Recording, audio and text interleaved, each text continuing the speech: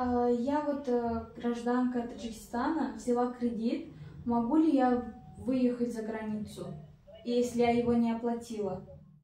Займ вам будет предоставлен срок или 62 дня, 65 дней, либо 2 месяца, либо 3 месяца. Если вы за данный срок оплаты не производите, там на таможне будут рассматривать, могут ли вас пропустить или нет. Ассалому алейкум ба ҳама бинандагони канали Абдуллотиҷӣ, ҳама нафарҳое ки канали моро ҳама вақт дастгирӣ мекунед, комментариҳои хуб менависед ва ҳама беҳтараш бовар карда билет мехаред. Мақсад ай видео чия пешакӣ бугум ки вақтҳои охир чӣ қадр ки новостиёро мебинед, мақсад дар масъалаи тафтиши ҳуҷҷат бигем бисёр саволҳо ҳатто дар комментария, дар WhatsApp, дар номерҳо мепурсанд.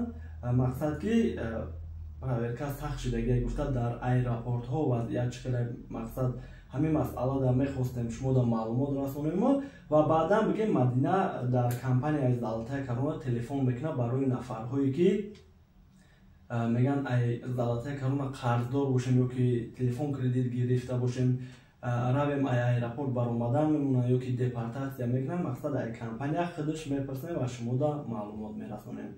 Пеш ай мавзӯъро сар кардан бигем, чун ҳамавақта рекламаҳомо ки номерҳое ки мемонем и бародармон нафарҳои бедокумента граница мебарад биёра, хубиш чия ки ай ҷое ки зиндагӣ мекунед мебара, мегира бигем мебара ва ҷое ки зиндагӣ мекунед мебиёра мемонад, ки фикр мекунам беҳтарин ай.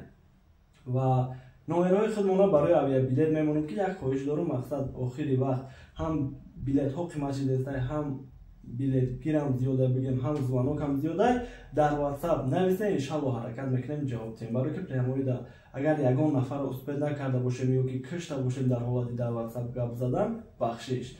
Хоб, салому алейк намекунӣ? Ассалому алейкум. Мардуме ки тамошо дора ягон чӣ намегӣ? Тамошо кунанда охирҷа. Бале. Хоб, аэропортҳо мегум, чор аэропорте ки дар Москва бигем, ака аэропорти Домодедово баъзе одамҳоро документ мепурсад, баъзе одамҳоро не. Мақсад ҳолате мешавад ки документ надоран, мегзаран, мераванд, ягон проверка намешавад. Мақсад ҳолате мешавад ки ноомади кор гуфта, мақсад документ мепурсанд. Вале дар аэропорт Домодедово шиносмон ҳаст, акай Фаррух, метавонед шумо дар WhatsApp нависем барои нафарҳое ки мақсад депортатсияам ё ки медонанд ки бихапаншон через спецприём рӯй мекунанд ё ки дар отделение ман мекунанд, самолётшон парвоз мекунанд, номерҳо шароӣ мекунем, иншааллоҳ ки медарорад. Ва агар ки шумо регистратсия дошта бошем, патент надошта бошем, главне бигем регистратсия мепурсанд аз шумо ки действующий бошад, беташвиш метавонед ки барем. Аэропорт Жуковский бигем чӣ хеле ки пеш мегуфтем ки аэропорти хубтарае, вале ду бори охире ки рафтем, якум этаж регистратсия мегзарам, вале ай дуюм этаж пеш ай таможни даромадан баъзеҳоро документ пурсидестиям. Аэропорт вунук ва нафарҳое ки билет доранд, ай дуюм этаж ай зона вилета неву, дар якум этаж зона пилота фароен, бародарҳои тоҷики худмон ҳастае ки иншааллоҳ медароранд.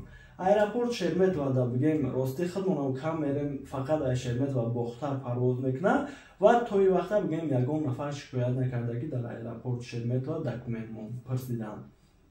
Ва саволҳо мешавад ки гражданинҳо рафта метавонанд, бигем ки айни замон нагардондестиям, беташвиш, иншааллоҳ ки ягон навигариҳо шава ҳатман ба шумо мерасонем.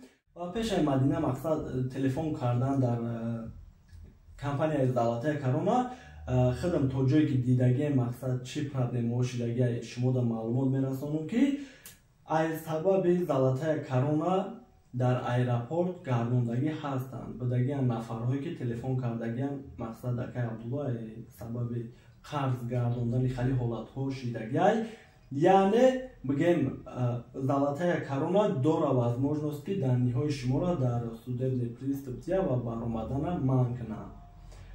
Ва бигем бо телефон мекунам мепурса ва худмонам телефон кардем, пурсидем, бигем ки дар документ дахл надоранд, некем ки агар дар Россия бошем, дар патент супоридан ё ки дар РВП ё ки дар вид на жительство супоридан, бигем зарар надорад.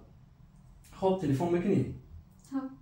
Здравствуйте, меня зовут Татьяна, чем могу вам помочь? Здравствуйте, девушка. Я бы хотела задать вам несколько вопросов по поводу кредита. Я слушаю вас. Я вот гражданка Таджикистана, взяла кредит. Могу ли я выехать за границу, если я его не оплатила? Вы уже оформили займ? Или Нет, вы хотите оформить? нет, я бы хотела уточнить на этот вопрос. Если у вас не будет краткосрочного займа, то сложности при пересечении границы у вас не будет. Если не будет краткосрочного. А какой срок должен быть, чтобы я оплатила его? Какой срок? Если вы оформляете займ, вам будет предоставлен срок или 62 дня, 65 дней, либо 2 месяца, либо 3 месяца. Если вы за данный срок оплаты не производите, то займ у вас просрочен, уже бывает просрочен. Далее уже на рассмотрение, уже на таможне будут рассматривать, могут ли вас пропустить или нет. Если у вас не будет сложности, не будет просроченного займа, то сложности у вас при отправке за границу не будет. А если вот я не оплатила, я за границей и хочу приехать в Россию, депортируют меня или нет? Такую информацию нам не предоставлена. Спасибо большое. До свидания. Спасибо вам за звонок. Всем доброго. До свидания. خب چخیلی که دیدیم بگیم بله در حقیقت هم برآمدن نمیمونن. مهلت هم گفت که مقصد مدت 2 ماه 62 روز 65 روز نسپاریم در تماجنی کنترل وقتی که سود بتیم میبره خرسون برآمدن نمیمونن و باقی پناه الله خودتون احتیاط کنه. یگان چی دیگه نمیگیده برای نفرهایی که تماشا داشتن Кредитатона вовремя оплатить. بله در وقتش سپاره خوبتره. مقصد چی دیگه حالت هایی هم که حتی شتراف که 5000 روبل مقصد شترافی که میکنن نمیسپارن ای همین سبب هم بگیم در تماجنی کنترل مدت زیاد که میشوه نمیسپارن در سود ابن پریستومتی هم برآمدن نمیمونن. برای همون به هر حال سپاریدن خوبتره. خودتون احتیاط کنیم. ندارم ای همه باشیم.